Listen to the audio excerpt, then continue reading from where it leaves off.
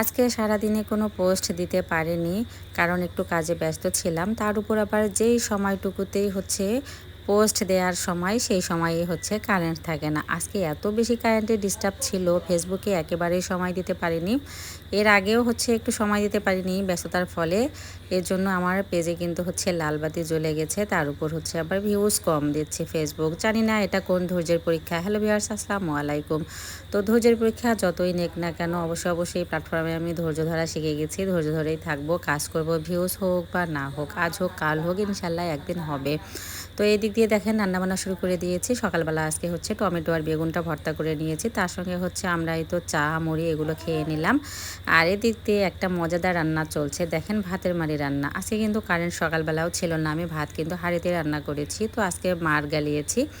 তো গলানোর পরে হচ্ছে সেই মাঠটা ঢেকে রেখেছিলাম, যে ভেবেছিলাম আজকে একটু রান্না করে খাবো। আমি কিন্তু এই ভাতের মাড়ি রান্না করতে পারি না। তো গেদিবু অনেক মজা করে কিন্তু রান্না করে দিয়েছে। এর ছোট্ট একটা রিলস অবশ্যই আমি দেব নেক্সটে, কিভাবে হচ্ছে রান্না করেছে। তো এদিক দিয়ে দেখেন অনেকগুলো ছোট মাছ কিন্তু নিয়ে আসছে আমার বরাবত ননাস। উনি হচ্ছে গাইবান্ধার কলেজের ইংলিশ লেকচারার। তো ওখানে হচ্ছে কিছুদিন আগে মেট্রিক পরীক্ষা হয়েছিল, সেখানে ডিউটি করেছে।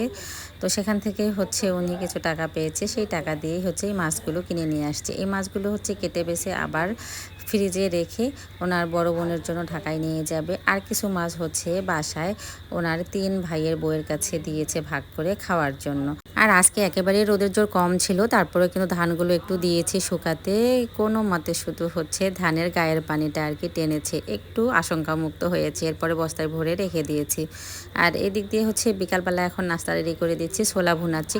ছোলা ভুনার সঙ্গে হচ্ছে মিষ্টি দিচ্ছি, মিষ্টি ছোলা আর তার সঙ্গে মুড়ি মাখিয়ে সন্ধ্যার দিকে সবাই মিলে খেলাম। আর এরপরে হচ্ছে এই তো চা বানিয়ে খেয়ে রাতে রান্নাবান্না শুরু করে দিলাম। আর আজকে সারা ওয়েদারটা এত ভালো ছিল, মনে হচ্ছিল ঘুমিয়ে থাকে, কিন্তু কাজ আর কোথায় ঘুমাইতে দেয় বলেন।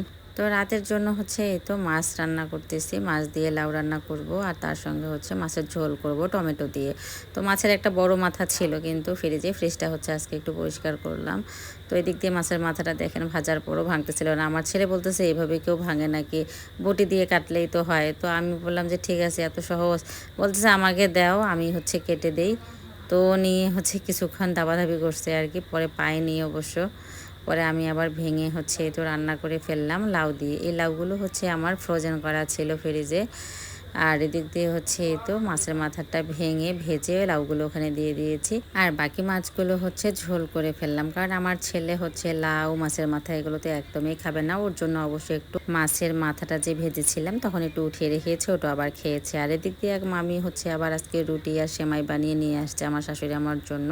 ভিডিওটা শেষ পর্যন্ত যারা কন্টিনিউ করেছেন অবশ্যই লাইক ফলো দিয়ে পাশে থাকবে।